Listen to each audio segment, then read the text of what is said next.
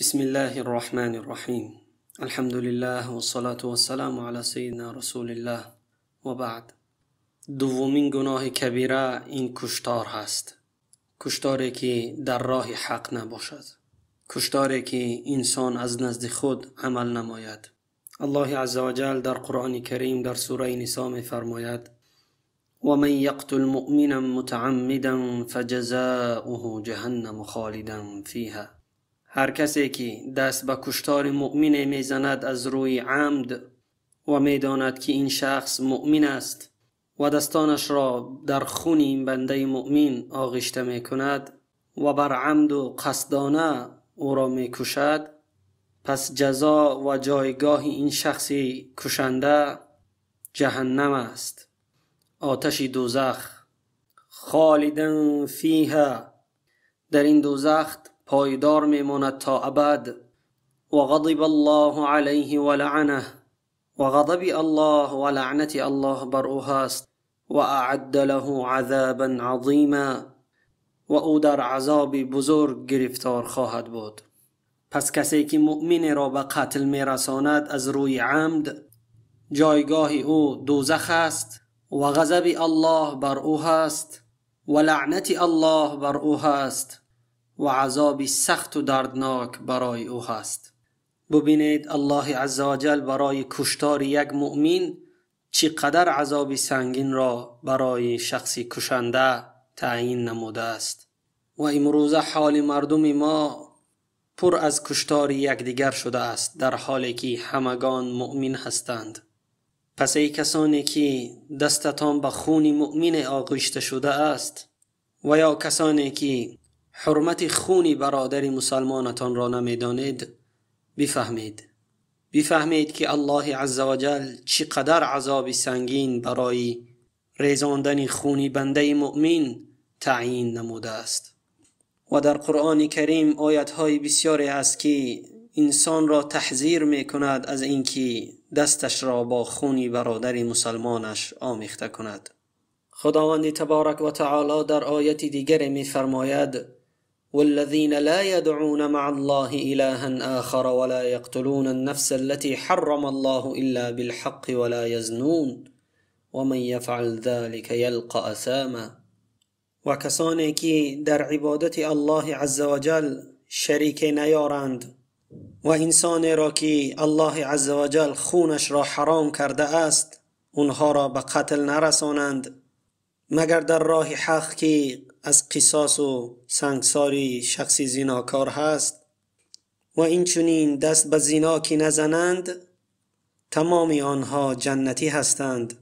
و اما کسانی که مرتکب شریک آوردن در عبادت الله عزوجل می شوند و دستشان را با خونی کسی که الله عزوجل خونش را حرام گردانیده است آمیخته می کنند و این چنین دست به زنا می زنند، روز قیامت عذاب اینها دوچند می شود و اونها خوار و ذلیلانه در عذاب الهی تا ابد گرفتار خواهند بود. پس ای کسی که به الله عزوجل باور داری و به قدرت الله عزوجل باور داری، این الله عزوجل است که تو را آگهی می دهد از اینکه دستت را با خون آمیخته نمایی که الله عزوجل اون خون را حرام دانسته است. و در آیه دیگر الله عزوجل از بنی اسرائیل به ما مثال میزند که میفرماید الله عزوجل: من اجل ذلك كتبنا على بني اسرائیل انه من قتل نفسا بغیر نفس او فساد في الارض فكأنما قتل الناس جميعا. در این آیت الله عزوجل میفرماید هر کسی که دست به کشتار بزند که خدا و رسول از این کشتار انسان را معن نموده باشد، این به مانند آن است که گویا تمام انسانها را کشته است. و این چنین هر کسی که سببگار نجات شخصی بشود گویا تمام انسانها را نجات داده است. در این باره آیات کریمه بسیار زیاد است و خود شاهد هستیم که امروزه در حیات زندگی ما چقدر انسانها در کشتار یکدیگر بی‌توجهی میکنند و یکدیگر را به خاطر گپ یا به خاطر پول یا به خاطر چیز آسان میکشند و خون یکدیگر را میریزانند، غافل از حال آخرتشان که الله عزوجل چه جزاهای سنگینی برای آنها تعیین نموده است. رسول الله صلی الله علیه و سلم می‌فرماید اجتنبوا السبع الموبقات، از 7 کاری که انسان را به هلاکت میرساند پرهیز نمایید. از جمله این 7 کشتار نفسی که در آن جان هست بدون هیچ حقی که بر تو داده شده باشد.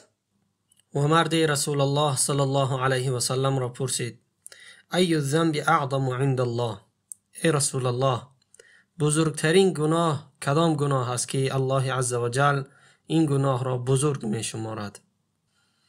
رسول الله در جواب گفتند ان تجعل لله ندا وهو خلقك، این که به الله عزوجل شریک بیاری در حالی که بدانی الله عزوجل اوست که تو را تنها خلق نموده است. و این مرد پرسید ثم ای، باز چی گناه بزرگتر است در نزد الله یا رسول الله؟ قال ان تقتل ولدك خشیة ان یطعم معك، این که دست به کشتار فرزند خود بزنی، یعنی از آن بترسی که نفقه این کودک در گردن تو هست و برای اینکه از این مسئولیت خود را رها نمایی فرزند خود را به قتل میرسانی. این مرد باز سوال کرد که یا رسول الله باز چی گناه کلان است در نزد الله عزوجل؟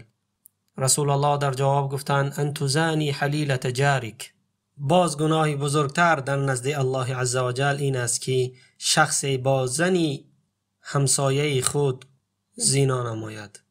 و برای تصدیق این گفتار رسول اکرم صلی الله علیه و سلم الله عزوجل آیت را که در اول ذکر نمودیم نازل نمود والذین لا يدعون مع الله إلها آخر ولا يقتلون النفس التي حرم الله إلا بالحق ولا يزنون.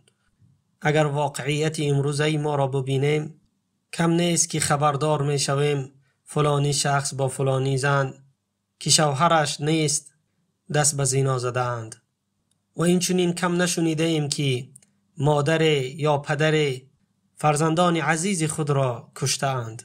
شخص مؤمن را لازم است که کشتار و قتل را همانند شرک آوردن به الله عزوجل بد بیند و دوری بجوید. رسول الله در حدیث دیگر می فرماید اذا التقى المسلمان بسیفیهما فالقاتل والمقتول في النار، اگر دو مسلمان روبروی یکدیگر شمشیر بردارند و قصد کشتن یکدیگر را کنند پس هم کشنده و هم شخصی به قتل رسیده هر دو در دوزخند. راوی این حدیث از رسول الله صلی الله علیه و سلم پرسیدند شخصی که قاتل هست اون دوزخی هست، اما شخصی که به قتل رسیده است چرا اون دوزخ برود؟ رسول الله در جواب فرمودند انه کان حریصا علی قتل صاحبه، این فردی که به قتل رسید حریص بود، خواهش داشت که این فرد قاتل را اگر می توانست به قتل برساند. پس آن نیتی که در دل این شخص مقتول بود این فرد مقتول را وارد دوزخ ساخت، چون که از عدل الهی است که بر نیت‌هایمان ما را پاداش بدهد و نیت این فرد که بد بود الله عزوجل جزایش را جهنم گردانید. اما در این حدیث رسول الله صلی الله علیه و سلم اون افراد شامل نمی شوند که برای دفاع از نفس خود که مجبور شده باشند که دست به قتل برسانند، آنها در جمله این حدیث نمی درآیند ان شاء الله تعالی. چون که اگر شخص برای دزدی مالی تو بیاید و تو او را با زور متوسل شوی که از خانه خود دور سازی و این شخص سارق اگر مقاومت نشان بدهد و کار تا به جای برسد که روبروی یکدیگر سلاح بردارند، در این حالت این انسان برای دفاع از نفس خود می تواند این سارق را بکشد. چون که در حدیث رسول الله را می پرسند که اگر دزد قصد گرفتن مال من را کند من چیکار کنم؟ رسول الله فرمودند نگذار که مالت را بگیرد. رسول الله را پرسیدند اگر این سارق قصد کشتن من را کرد چی؟ رسول الله فرمودند با او بجنگ. رسول الله را باز پرسید اگر من او را کشتم چی؟ گفت اون در دوزخ است. و اگر اون من را کشت چی؟ گفت تو در جنت هستی. و در حدیث دیگری از رسول الله صلی الله علیه و سلم آمده است که می‌فرماید لا ترجعوا بعدی کفارا یضرب بعضکم رقاب بعض. پیامبر اکرم صلی الله علیه و سلم می‌فرماید بعد از من رو به کفر نیارید، یعنی کشتار یکدیگر کفر است و انسان را به دوزخ میبرد. شخصی که دست به قتل میرساند ایمان از او خارج می شود، چون که رسول الله صلی الله علیه و سلم می‌فرماید لا یزال المؤمن فی فسحة من دینه ما لم یصب دما حراما. هر زمانی که انسان دست به قتل انسان میزند ایمانی که در او هست از او میبراید، چون که اون مرتکب گناه کبیره شد، گناهی که خداوند عزوجل هرگز نمیبخشد تا مادامی که توبه نصوح نداشته باشد و قصاص را از این شخص بگیرند، چون که جریمه قتل گناهی بزرگ است. رسول الله صلی الله علیه و سلم می‌فرماید لقتل المؤمن اعظم عند الله من زوال الدنیا. جریمه و گناهی که انسان هنگام قتل یک بنده مؤمن مرتکب می شود بزرگتر است در نزد الله عزوجل از اینکه این دنیا همگی نابود شود.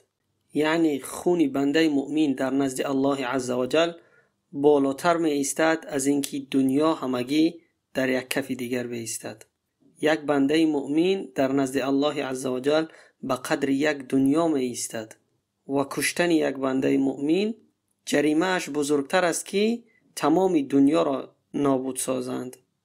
بیایید حدیث رسول الله صلی الله علیه و سلم را ببینیم که در وصف کسی که یک معاهد، یعنی شخص یهودی یا نصرانی یا غیر مسلمانی که در بین مسلمانان زندگی میکند و کسی که دست به این شخص دراز کند و خون او را بریزاند، رسول الله صلی الله علیه و سلم چی جزا برای این شخص تعیین نموده است و عاقبت این شخص در آخرت چگونه خواهد بود. در صحیح امام بخاری رحمه الله آمده است که رسول الله صلی الله علیه و سلم می‌فرماید که من قتل معاهدا، هر کسی که دست به کشتار معاهد بزند، همون شخصی که بین مسلمانان و بین او عهد جاری هست که از مال و عرض او حمایه کرده شود، و شخصی اگر قتل همین معاهد را حلال بشمارد و دست به قتل همین معاهد بزند، لم یرح رائحة الجنه، هرگز به مشام این شخص قاتل بوی جنت نمی رسد، یعنی جنت را نمی دراید. و این رائحتها لتوجد من مسیرة 40 عاما، و بوی جنت چنان بلند است که بوی جنت در مکانی که 40 ساله راه است که انسان طی نماید تا به جنت برسد، بوی جنت بر همین قدر جای دورتر اومده می رسد به مشام آدم.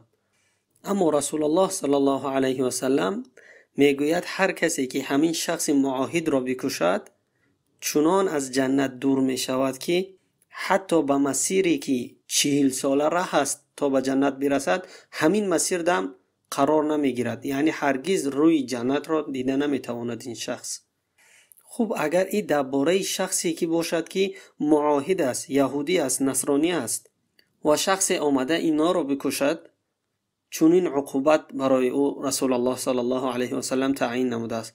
پس تصور کنید اگر یک شخصی که لا اله الا الله محمد رسول الله میگوید، این شخص را اگر به قتل برسانی چگونه گناه اعظم را مرتکب شده ای.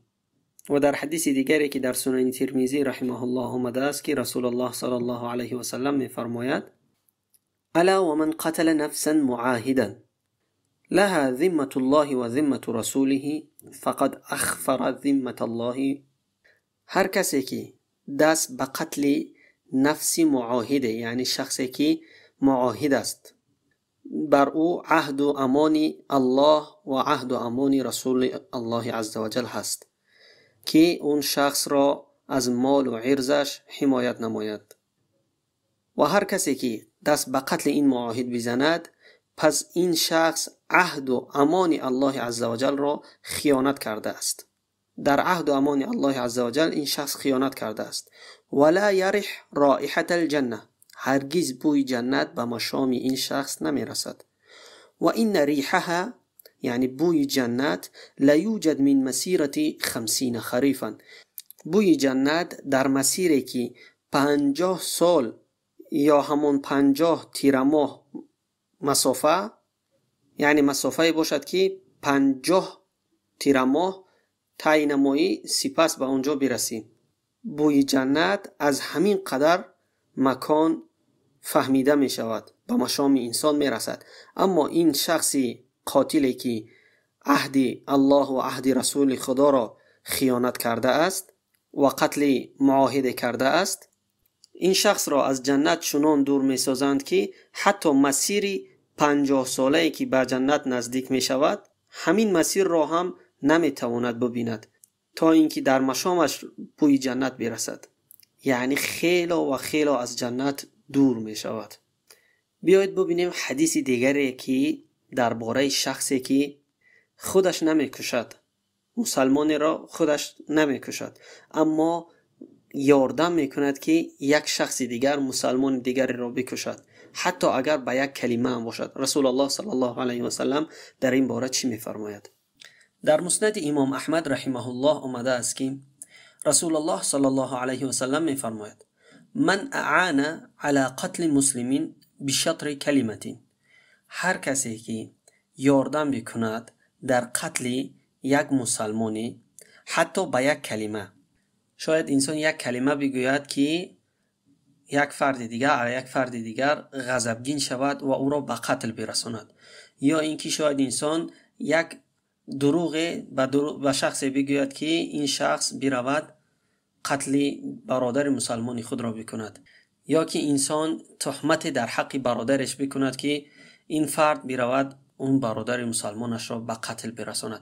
هر گونه یاردمی که انسان در قتل برادر مسلمانش بکند، حتی اگر یک کلمه هم باشد که منجر به قتل برادر مسلمانش بشود، رسول الله می فرماید لقی الله مکتوب بین عینیه آیس من رحمت الله تعالی، این شخص را در روز قیامت در بین چشمانش نوشته می شود که آیس من رحمت الله، یعنی شخصی که از رحمت خدا بی نصیب است، هرگز رحمت خدا را در این روز سخت دریافت نمی کند.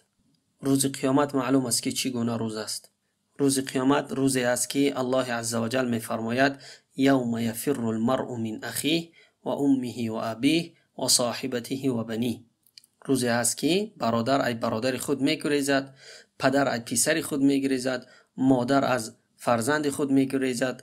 حتی در آیت دیگر اومده است که اگر زنهایی که حامله باشد از بحر حمل خود می گذرند که جان خود را نجات بدهند. این گونه روزی سخت است و در این روزی سخت خداوند در بین چشمانی همین شخصی که به یک کلمه گفتن برادرش برادر مسلمانی دیگر را کشته است یا شخص مسلمانی را کشته است، همین کس از رحمت الله در این روزی سخت محروم خواهد بود. رواه امام احمد. پس از قتل نمودن و یاردم نمودن در قتل مؤمن خودداری نماییم و چقدر پرهیزی را رعایت کنیم که سببگار نشویم روز قیامت در بین چشمانمان نوشته شود که از رحمت خداوند بی نصیبند. در حدیث دیگر رسول الله صلی الله علیه و سلم می فرماید کل ذنب عسى الله ان یغفره، تمام نمود گناه را از خدا امید است که الله عزوجل ببخشد این گناهان را، الا الرجل یموت کافرا، مگر گناهی که انسان یا همون فرد کافر بمیرد، در این حالت خداوند گناهی او را هرگز نمی بخشد و وارد دوزخ می کند این شخص. او رجل یقتل مؤمنا متعمدا، یا اینکه گناهی باشد که انسان مؤمن را بر عمد بر قصد کشته باشد، این گناه را نیز الله عزوجل هرگز نمی بخشد، چون که در دنیا فرصت داشت و از این گناه کردهش توبه به نزد الله عزوجل نکرده است. از الله تبارک و تعالی امید داریم که گناهان ما را بیامرزد و ما را از قتل و شرک و گناهان کبیره که هست دور سازد و توفیق و هدایت و صراط مستقیم را به ما نصیب گرداند. و السلام علیکم و رحمت الله تعالی و برکاته.